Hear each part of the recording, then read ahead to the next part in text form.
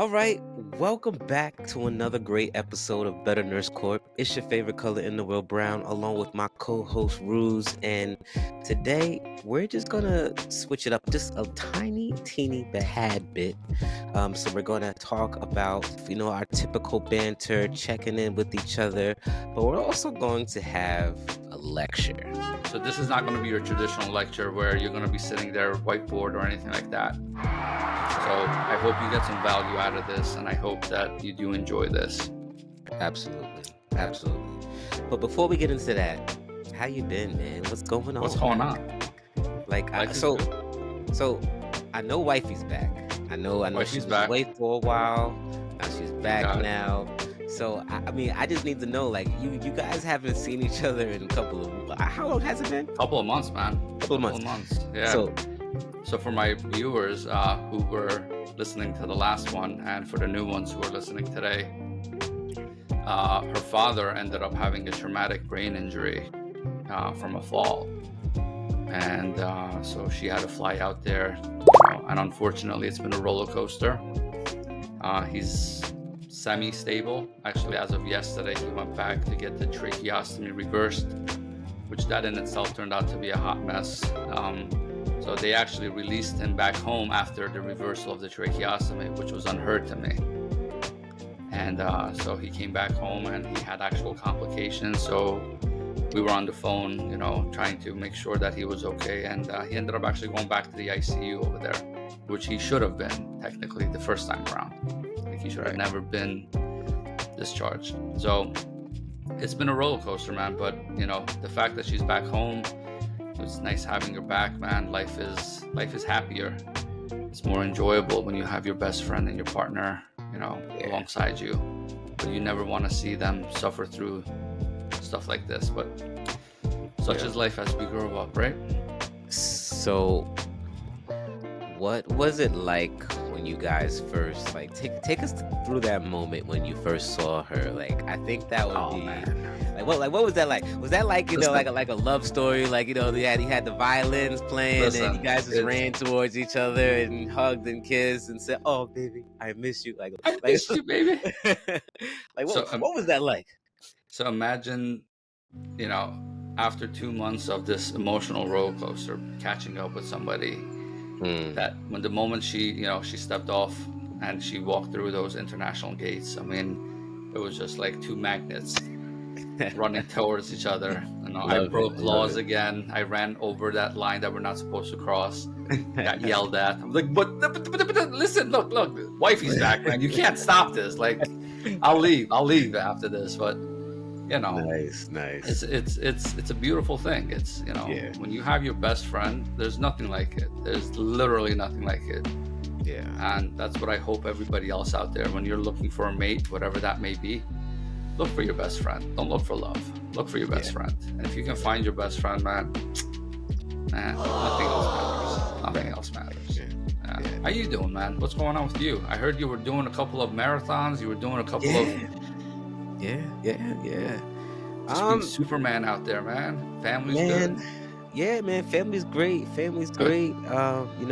Daughter's running track, and so I started running, and I ran a half marathon in March. Nice. And I ran a full marathon in April. Look at you. I'm actually nursing a little bit of an injury from a strain right now. But that being said, I ran a marathon. It was tough as nails, man. I got to 18 miles, and it was just like, oh. How long is a regular marathon? 21, 26? 26. And you got to 18. Good. I was good up at I got through the whole thing, but okay. All right. I had to like walk a little bit every now and then after 18 Okay. after, I don't know, something, my legs just were not used to that mileage, and it was just like, bam. But pushed it through, got through it, and great experience. I definitely recommend everyone, just at least one time, train for a marathon and run a marathon, and I guarantee you will be a different person, most likely for the better afterwards. I hear that runner's high, bro. That runner's, focus, that runner's flow. I've heard so many different versions of that. Like, is that true? Does that actually happen? Like, when I'm running, man, it feels like I almost want to fly again. I used to have these dreams when I was a kid that I would run, and just like Superman. This is before I watched Superman. This is back, in the homeland country. So no Superman, nothing like that in my head at the time. But I used to remember dreaming about these moments where I would be running, and then I would jump.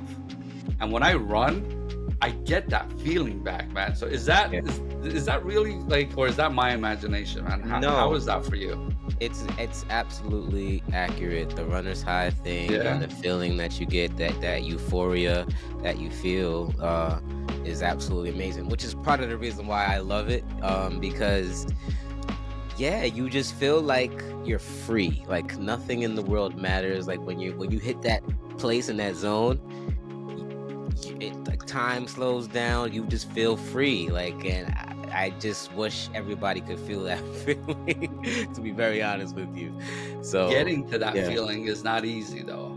Right. And it took some training. It took some time. I mean, I could say that I started in August of last year, and I finally got to that point maybe in February. Now, when you start running now, though, like how many minutes into it do you hit that stride?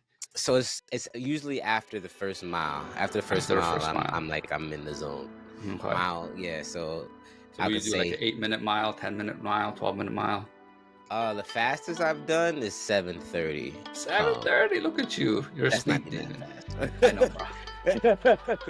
I know, bro. No, there are people that could do it like 4 and 5. Yeah, but those are professional athletes. Those are elites. These are elites, man. You're doing this for fun and for health. Yeah, that's a beautiful thing, man. Yeah. Anything under 12 for me is, you're good. Yeah, man. Just keep at it, bro. You'll definitely achieve that runner's high feeling. Nice. I promise you, and you won't want to go back because I'm hooked. I'm hooked. I can see it. But you mentioned your father-in-law, and you mentioned that he had a traumatic brain injury, and one of the things that I know that occurs from TBIs is seizures. Yep. And essentially that's what I wanted to really discuss today. Seizures, what to do when you experience a seizure. And I came across this video online. Okay. And it just made me it took me back to the moment when I first experienced a seizure. And was it like a regular seizure or one of those full-blown? It was a full-blown tonic-clonic, and it was like, so you didn't. I've heard of seizures before, but to actually, I'm sure see everybody's one seen it, in real life. So I wanted to play this video because I kind of wanted just to really us to react to it, and I chose this one in particular because it kind of goes through a series of different types of seizures, and I think it would be cool to kind of. I'm glad you said that because there are very many of them. Yeah. No, I don't know what to say.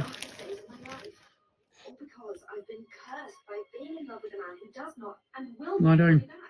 So it looks like he's trying to speak, but he just can't formulate the words. It's frozen, It's the beginnings of it. Mm-hmm. Yeah. My heart goes out for him.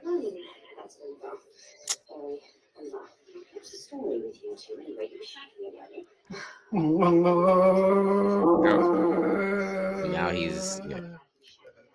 Oh, yeah. And he's going to start probably,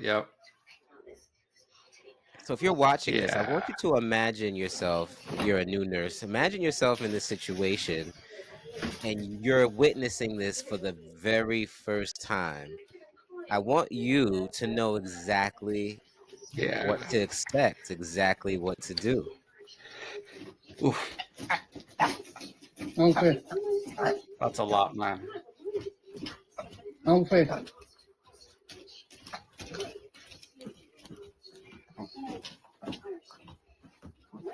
Yeah. Now you go into a full tonic-clonic.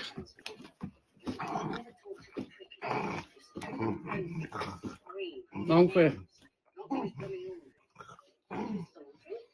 He's an epileptic patient. Yeah. He's an epileptic patient. My heart goes out to him. I don't know how many times a day he goes through this. Yeah. You see him struggling for air? Yeah.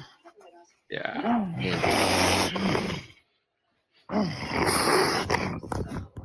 Mm.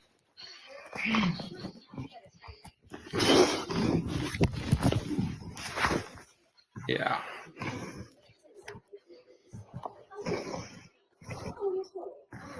So yeah. So notice how he's on the side now. See, I would have turned them to the side a little bit earlier. Or a lot of it earlier. Yeah. Yeah. Yeah. You want to put it down? Correct. Yeah.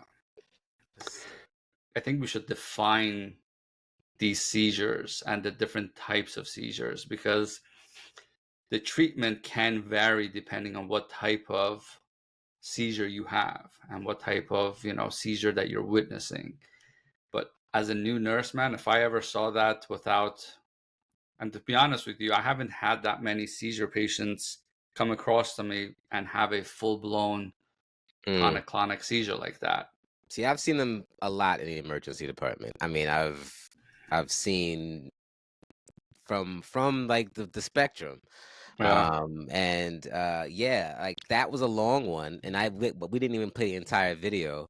No. But it's pretty scary when you see that. I mean, even though I've seen it a lot of times, every time is scary in its own way. And especially if there's family members around and it's the first time they might have had one, or even if they're They'll experiencing freak out. it's a very unique movement for each person, and it's it's a lot. It's a lot. And all right, like I said, I remember the first time, and the first time I saw it, I was definitely a changed person. How did that make you feel? Like, what was the first thing that came to mind when you saw that? I was just like, wow, like this is what it looks like. This is what it looks like. This is what I read about in nursing school. It didn't look like what I've seen on TV, like in the movies or the TV shows. I mean, this is like on a different level. Like your neurological system is just going haywire. Yeah. Exactly. Yeah. Exactly. That's the word for it. Exactly right. So, like you said, I agree. Like, what simply is a seizure? So we have a definition of seizure, but in reality, we really don't have a good mechanism of what a seizure is necessarily. But it is a overfiring of these neurons that you have. And they're broken down. There's different types of seizures or classifications of seizures. So the first one that we should talk about is like a simple partial seizure, right? This is the type of seizure that, a specific area in the brain gets involved. You don't necessarily lose consciousness or anything like that. So you might be experiencing, or the patient might be experiencing, isolated muscle twitching. So you might have like such slight twitches that you might not see it, right? There's behavioral changes. They might notice their hand twitching uncontrollably without affecting awareness or alertness. So they might be talking to you, but then their arm is, sitting there doing its own thing, right? So that in itself is an isolated. Then you have something else called a complex partial seizure. These begin in the area of the brain that include impaired consciousness or awareness. So you might actually become unconscious. You might lose awareness. You'll start off with a simple partial seizure like twitching or sensory changes, then progress into, confusion, disorientation, and other alterations, right? It's one of those things where you might lose consciousness at that point. What it reminds me of, the way I remember it, is like that patient who's sitting there and all of a sudden says, "Do you smell that? Do you smell that?" And nobody else smells anything, right? Or nobody else sees or hears anything, right? They might actually have an olfactory hallucination. Then all of a sudden they go, "You smell that?" And they just kind of fade into a blank. Yeah. They have this blank stare, and then you go, "Are you okay? You okay?" And it's just like, and they're not really responding. They're not, there's no, so they might not necessarily lose consciousness in this general sense, but they're not there anymore either. Yeah. Yeah. Right? Yeah. It's weird. It's Yeah. weird. Like, you don't know if they're faking it. You don't know if, it's weird, to say the least. Yeah. Then you got generalized seizures. Mm. These are the affected on both sides of the brain simultaneously and are typically accompanied with actual loss of consciousness. So these are the ones that actually pass out, like the gentleman that we saw, right? He was out of it, right? Absent seizures, these things do exist as well. They're called petit mal. These are often seconds long. They're not very, extended like what we saw there. They involve sudden lapses of awareness, might be in the middle of an activity, sudden pause, stare blankly, very similar to that partial seizure that we talked about. Then resumes as if nothing happened. So it's one of those things where like the matrix glitched and you just had a pause for no reason and then continue. And they themselves might not even be aware of it. So that staring into space, kind of like what we saw in the video in the beginning, where he was just staring. Perfect. Yes. Before he kind of leaned over and started to actually. So he progressed into it, right? Right. Which is why I found that video very interesting, because it's like it showed the different types of one in one person. Yeah. And then he went on to having that full-blown body seizure, right? Called the tonic-clonic seizure or the grand mal seizure. Right. These are the seizures that feature the tonic phase, and tonic meaning that tightness of the muscle rigidity. Right. You saw him, contracting. Right. And these are dangerous, right? These are something that you need to be aware of, because you need to be able to maintain them. You need to maintain their airway. These are the type of people who afterwards they'll be somnolent as they're coming back, right? You'll see this phases of rhythmic jerking or rhythmic, movements, body contraction, stiffness, and they might suddenly collapse if they're standing, or if they're sitting, they just might, and they start shaking. Mm-hmm. It's exactly what we saw, right? Incontinence, they'll lose bladder or bowel movements, right? They might lose, their airway in the middle of this as well. And status epilepticus essentially is the condition of the seizure that follows one after another. So this is truly a life, I don't want to call it a life and death emergency, but it is a life and death emergency, because these things can happen multiple times in a row. Now imagine having this tonic state for extended periods of time, right? Mm-hmm. Seizures lasting for more than 10 minutes, right? So your airway is compromised, your breathing, it's compromised. These are the moments where you really need immediate medical intervention. And you saw that in the video. You saw him struggling to get air. So that that should always be in the back of your head. My patient is seizing. Let's go grab the airway. Right. Let's put him on something. Let's just get him some air. Get that ready. Like that's why when somebody was seizing in the ED, it was always all hands on deck. Doctors ordering like meds. We got one person putting in the IV. Other two people are turning the patient over. One person's grabbing the oxygen. They're putting the non-rebreather on, putting the nasal cannula or whatever, hooking up to the monitor. It's a symphony. Right. It's a symphony of teamwork, because it's super dangerous. The person can die. It's one of those things where when you have a tonic-clonic seizure, you don't want it to become a status epilepticus, right? And that's what you're fearing. That's what you're trying to intervene before it can become something like that. Because the real big difference between a tonic-clonic seizure and a status epilepticus is the repetition, right?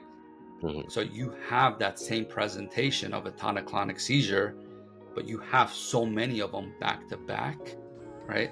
That becomes a medical emergency even further than you just having one and done, right? So you can have an isolated tonic-clonic seizure, but still not be, a status epilepticus.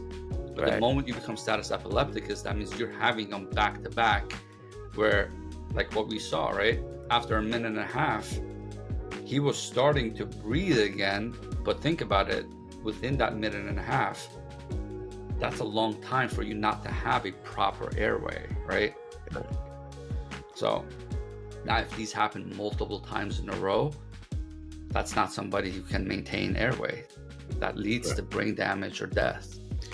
So what's the nuts and bolts of this? The nuts and bolts of a seizure is essentially you have your abnormal and or excessive neural activity. Yeah. That's And the basically causes what are it is. different things.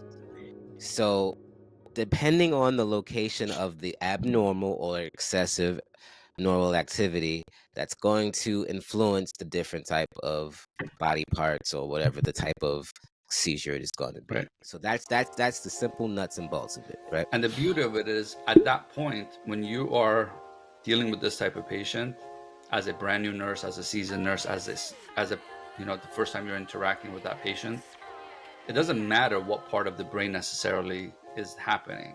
You need to be able to stabilize this patient first. And the stabilization from most of these, outside of the partial ones where it's just very minute, couple of seconds, right?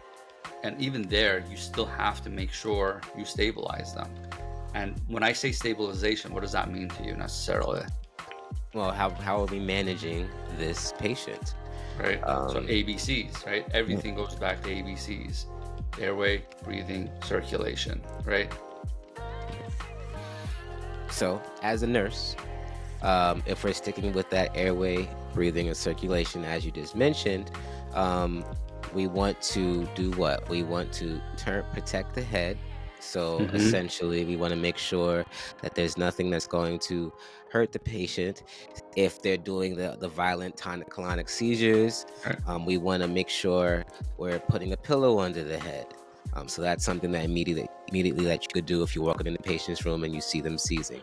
So, but before that, you want to make sure this area is safe. What if they're seizing in an environment where those there pads, might be, right, for the railings?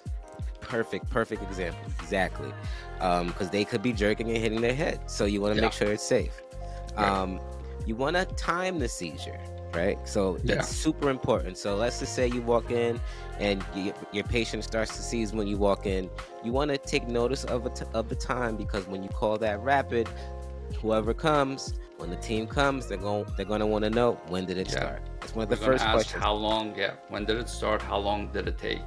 How long were they? Because we want to know how long were they compromised, right? Right. We saw the patient. He wasn't breathing technically. When he was contracted like that, he wasn't really breathing, and you could hear that in his airway. Right. And him struggling to maintain that airway. He wasn't really breathing. So one of the things is, when a patient, before we even get into this, right, when you're doing your patient assessment, right, the first time you meet a patient, hopefully it's not because they're already in the middle of the seizure. Sometimes you will find that, right? But ideally speaking, if you were met with these type of patients that say, I have a history of a seizure, doing a neuro exam prior to them is very important, right? Or at least if you are lucky enough to have a family member there to know what their neural base is very important. Because when they come out of this tonic-clonic stage, or when they come out of this postdictal stage, right, they will be confused, they will be lethargic, they will be out of it. You want to know what their baseline is or was prior to that, so you know now if they're not, right? That's also equally important. Positioning the person. So now we're back to the airway, breathing, and circulation. So positioning the person to the side essentially prevents the saliva from the patient actually aspirating. Not necessarily the saliva, right? So that's one of the things I've always wanted to clarify for my students, right? Okay. It's not the saliva. Saliva, your own excrements of your mouth, meaning your saliva going into your lungs, not a big deal in small quantities. What these patients will do is vomit. Okay. Right? And what you don't want is acid content from your stomach to be aspirated, because the moment you do that, now you're talking about aspiration pneumonia and aspiration in general, and that and compromise even further. Saliva, not a problem. You swallow saliva all day long, it goes into your lungs. It's the same stuff that, you know, lubricates it. Not a big deal, right? But if it's acid content, stomach content, blood, any foreign content outside of saliva, pure saliva, now you're talking about long-term infections and stuff like that. Right. Okay. Yeah. Okay. So you'll hear the patient gurgling, essentially. So you want to prevent that gurgling. So in our video that we saw him gurgling at a point, and then the person was aware enough to pull him to the side. So I would have done a little bit sooner. yeah, it should have been a lot faster. Exactly. So you want to help protect the airway by turning the patient to the side, and then if hopefully you're in a hospital setting, then you want to get that get some oxygen. So put a non-rebreather on them, put a nasal cannula on them, hook them up to the monitor. Hopefully they have an IV. When you say monitor, you mean EKG, right? You want the EKG on him. You want to see if there's any type of cardiac event concurrently happening as well, because the moment you stop breathing, right, it puts a strain on the cardiac muscle. So if they have an underlying cardiac issue as well, now you don't want to miss that, right? So you have to think multifaceted systems here. Part of the protection is to not restrain. They say don't restrain. Never restrain. Why do you think that is? You know, I never understood why, and I'll tell you why. I never understood why. Because in the ED, when you're turning them to their side, you have to kind of hold them at their side, and I don't. So is that considered a restraint at that point because you're holding them to the side? So that's why I was like, this one's a little tricky for me. So that's the finesse, right? So you positioning them to the side and guiding them and holding them is different than you straining them and putting your hands on them and preventing that movement, right? Well, you're not going to prevent the movement, so there's no point of restraining them. So that's in that sense. But you still have to hold them firmly enough so that they're on their side still. Correct. And you'd be surprised and if they are violently, now there are people who are very all over the place, right? That's where those pads come in. That's where you would actually remove the pillow, right? So their airway is not compromised by bending their neck down, right? You want them in a, supine position and on the lateral side, right? On the side. So you want them to be there. So if they are, something pour out of their mouth instead of back, right? Right. So you're not restraining them in that sense. So you restraining a patient, you literally trying to prevent them from moving. And I think in the video, you actually see her try to hold his head, right? Now, if somebody's jerking violently and you try to hold that neck, you can do damage, right? So the idea behind restraining is a bad idea, right? And this is, by the way, this is why I hate restraints, right? Any patient that, we do 2-point restraints on, my biggest fear is two things. Their airway breathing becomes compromised for any reason, right? If this person has a history of seizures to begin with, or a traumatic brain injury, and they're acting a fool, and now comes the 2-point restraint on them, not the mittens, even though those are, but the actual physical, and they go into a tonic-clonic seizure, I promise you're going to have a really bad day. You need 2 IVs for a reason, because chances are you're going to be infusing, whether it's, saline or whatever, through one, medication through one, and then you'll be pushing boluses, right, into the other one, or administering IV, because not everything comes in an IM form. Now, in this case, we'll have some IM alternatives that we can talk about, but you need to have that 2 IVs in that patient. If you don't, I promise you, you will have a really bad day, and all the providers are going to be pissed off. You as a nurse, you're not going to feel like you did the best that you could have done, and it's just something that you should avoid. The bedside nurse has kind of gotten everything together. Now the provider's there. So now you're the nurse practitioner, and the nurse is giving you the vitals, they gave you the blood sugar. What's next? As a provider, what are you in the room thinking about? What are you looking at? And what are you planning to order? You don't have to open it, you don't have to hook it up, but all the material for a proper suction setup needs to be in every room, regardless of the type of patient. Super, yeah. Okay, so just to stay there. So first line medications, right? As this is something that goes not just as a provider, but as the bedside nurse as well. And so you're going to talk about some type of benzodiazepines, right? Now, if you don't have an IV access, you're going to look at midazolam, IM, right? If you do have a IV access, you're going to have an IV lorazepam. You can use other agents like diazepam, right? IV diazepam. If none of these three are available, you can choose other ones. Phenobarbital. Phenobarbital comes in two forms, in IV form and in PO form. This is an oldie but a goodie, but you can use IV phenobarbital, and you can actually use rectal diazepam as well if it's available. I've given that before. You've given that rectal? I've never seen that before. That was always a last resort type of deal. It was like, all right, well, nothing else is working, and we'll go into why. Because what after nothing else works, we'll go into why or what you do. But yeah. And then let's see here. You can do intranasal midazolam as well. There's nasal versions of it. Now, everything that we're talking about here as far as medications, though, you need to understand something. For my new nurses, every hospital you work at will have a slightly different medication profile list. Not every, and this was surprising to me, and maybe other people knew this, but I didn't. But not every hospital has every medication in their pharmacy, right?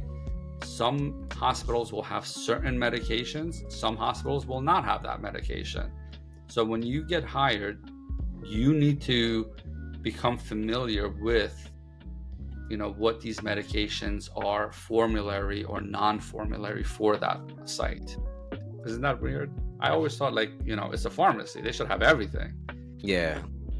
But they don't. No, I thought that as well. I know when I was in the ED, one of the things that they always gave for a person who came in with seizures, they gave them a Keppra drip.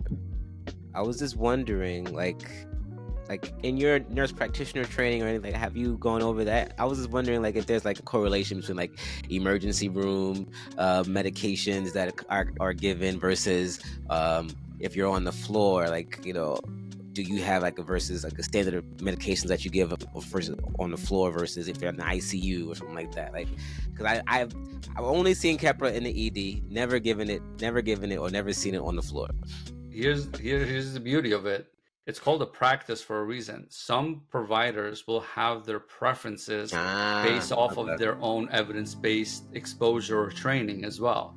So you might actually have a few different medication allocated for a specific disease processes, but that person might like this better than that based off of their evidence-based reason. Now you should never just give it because I like it and because my preceptor or whoever my tutor or whoever taught me that. So it should never be just because. It should be based off of evidence-based practice.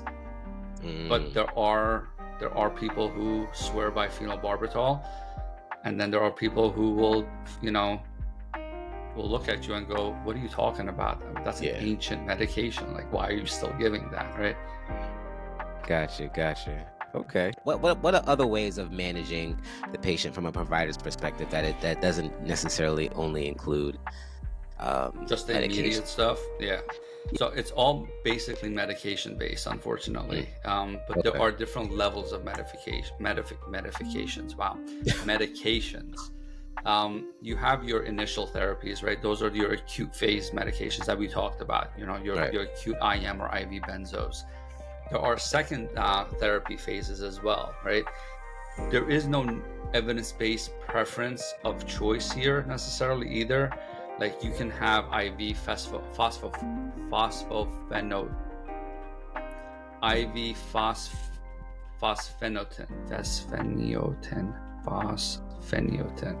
I could never say that word.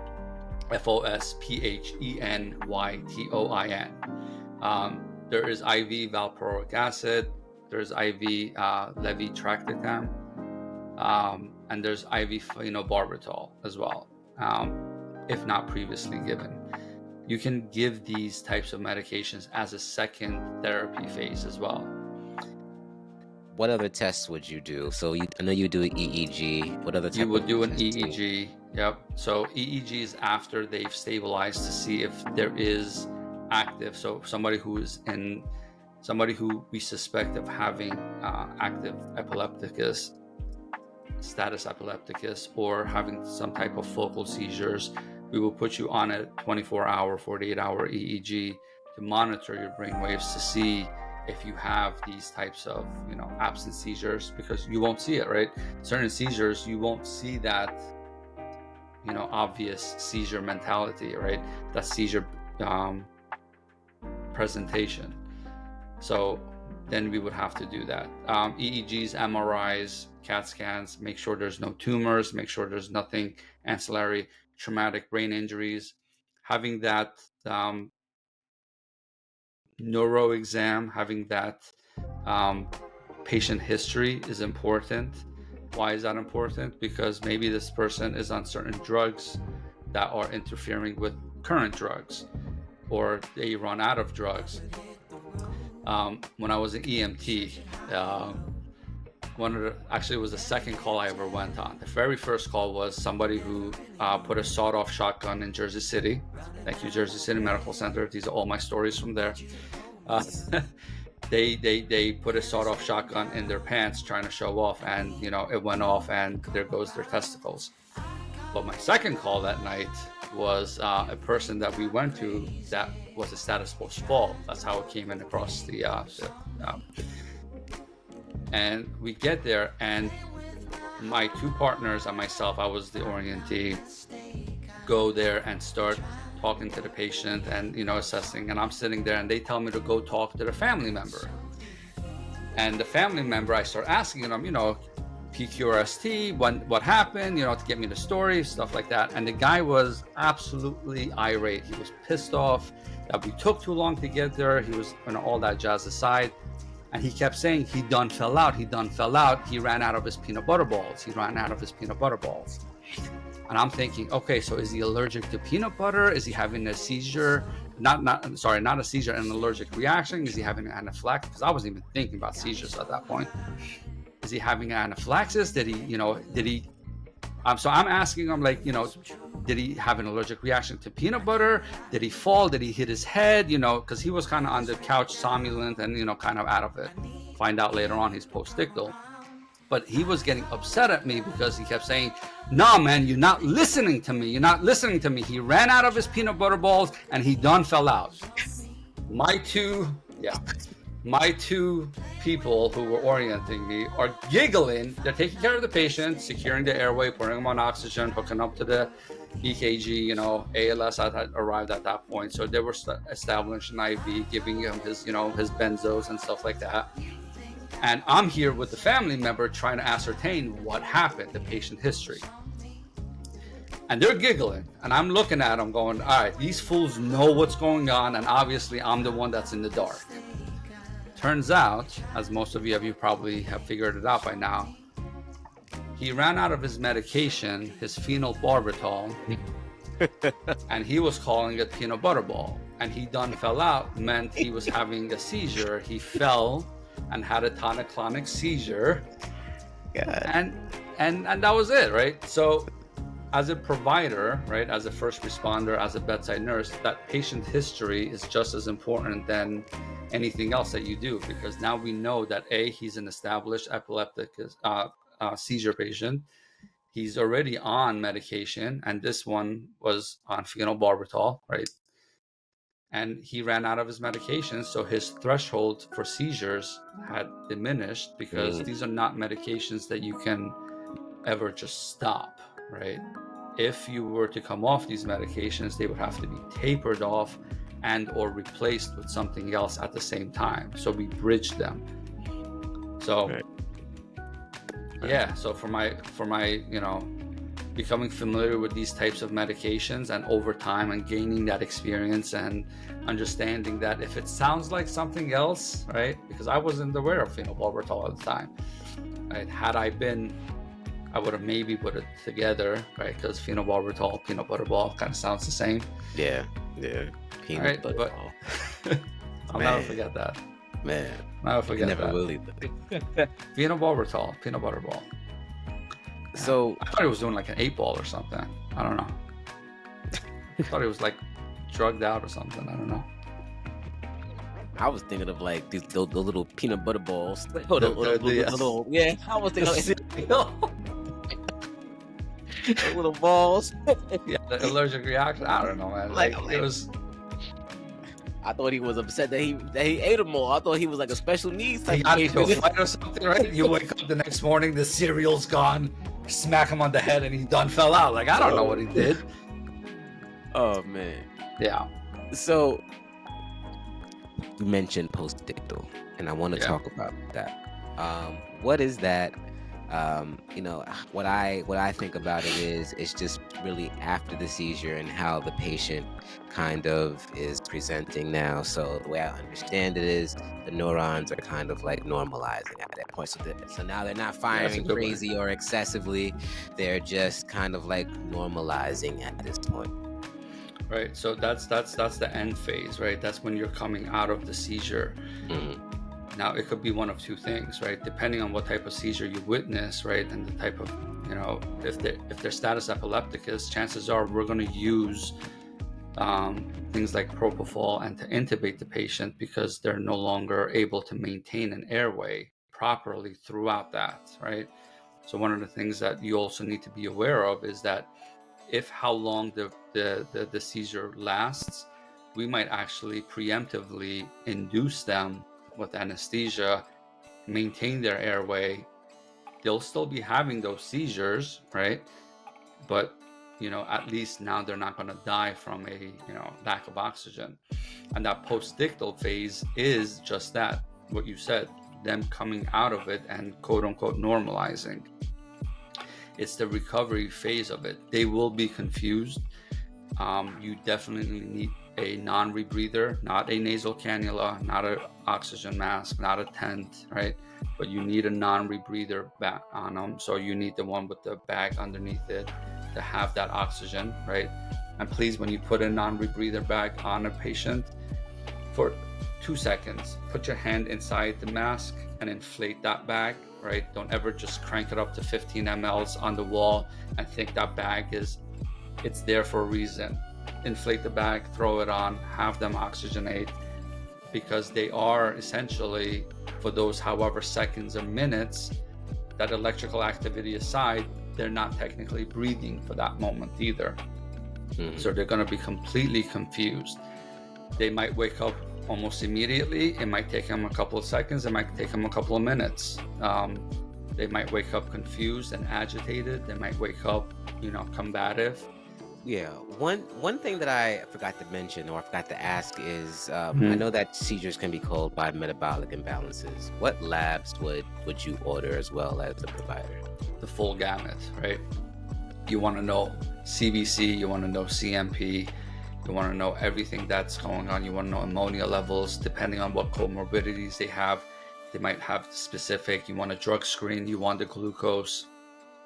So literally, when they're having seizures like that, you want the full view of that body system, unless you know specifically what that causality is. And even there, I still, maybe because I'm a new, practitioner, I still would want to know the other body systems as well. So having a full, complete blood work is key. Right. And essentially, as the nurse, you're looking at the imbalances as well in the blood work because those could Right. possibly be causing the seizure. Yes. Yeah. A drug screen is important as bedside. Your basic CBC, CMP, your chemistry is important. If you have electrical imbalances because of sodium, right? A sudden drop in sodium or a sudden replacement of sodium can cause seizures. A sudden drug screen wise, if they come in and they're, pinpoint pupils and you push Narcan, that can cause a seizure, right? Like there's so many different things that can cause that imbalance. If they already have that propensity for it, now you do something to intervene for one thing, you can now end up with something else as well. Right. But there is a class of patients who claim to have seizures, but they aren't actually having them. And I think this is important to discuss because I've experienced this. Now, mind you, I've experienced a lot of patients with actual seizures, but I've also experienced patients that have said they or claiming to have had seizures or claiming to actively have seizures, but they're Those not. are my favorites. And they're typically called pseudo seizures. And a lot of times the patients don't like to hear that they're having a pseudo seizure. That's because they've already gone through the process. They don't know what a pseudo seizure. They know what a seizure. If they don't like hearing it, that means they already know what a pseudo seizure is. Right. So I want to kind of like talk about that. What is a pseudo seizure, and how do you differentiate the difference between an actual seizure versus a pseudo seizure? There's a very fine line between somebody faking it and somebody having what we discussed early on, right? One of those isolated types of seizures where it might not present like a quote unquote seizure that we classically think about, like when we see on TV. The patient who's sitting in the bed and flailing around, and if you look at them, and if you've seen a seizure enough times, or even if you haven't seen a seizure, you look at them flailing around and something is quite off, right? There are ways for you to be able to tell. First of all, you're still going to do the same workup, right? You're still going to do you have to do your due diligence. You never, ever, say it's a pseudo seizure, a fake seizure, somebody's faking it, and not take their word for it. You still work them up, right? You have to. Because God forbid, the one time they do have a seizure and you blow them off, that's negligence, and you never want to do that. So you still do the lab work, you still potentially do that. However, in the most immediate phase, this was my favorite part in the ICU. Sometimes patients would come in for drug issues and stuff like that, and before we would discharge them, they didn't want to leave. They would have these pseudo seizures, right? And some of them are good, man. They can foam at the mouth, which was very impressive. I'm like, how did you do that? They practice. But then they would go into this post-ictal phase because they all now know how to fake it to that point. And there would be this unconscious or semi-conscious person. And I asked the same question as my preceptor early on, and I said, how do you do this? His name was Mark. I was like, Mark, how can you tell if somebody's faking it or not, or if they're unconscious or not, right? And he said something that was amazing to me. He goes, take their arm, right? And I don't mean for the people to do this to people, but you take their arm and you hold it over their head while they're laying down, right? And you let it go. Now, somebody who's unconscious is not self-aware. You see where I'm going with this? Mm-hmm. If they're not truly conscious, that arm will smack them right on the forehead or on the face, right? And you should never allow them to fully hit themselves, right? Because that's not nice. Right? You don't want to cause damage to people. You'll see them drop their hand and somehow miraculously miss their prettiness, right? And pseudo seizures are one of those things where you have to make a clinical judgment based off of your experience, based off of the patient history, patients, everything else that you acclimate together to create that diagnosis. Yeah. Or you give them false information because they're awake, and you tell them, like, you've seen these on memes on TikTok. I actually saw this with a kid. They were faking falling asleep, and he said, if they're asleep, if you raise their arm up, right? If their arm is up, they'll stay up. Now, if you're unconscious, your arm will never stay up, right? But this person heard it, and sure enough, brought it up, and it stayed up. So the ones that don't know any better are like that. And then there are people who do eventually know that, and they let it go, and they let themselves get smacked. But Yeah. even there, you still work them up though, but you never take it as at face value. But pseudo seizures are A real thing. a real thing. Yeah.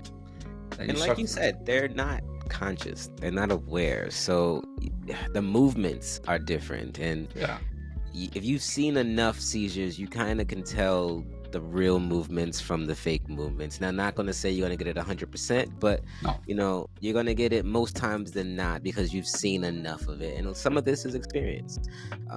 So take a look. If you have doubts, do an ABG. You'll actually see imbalances, right?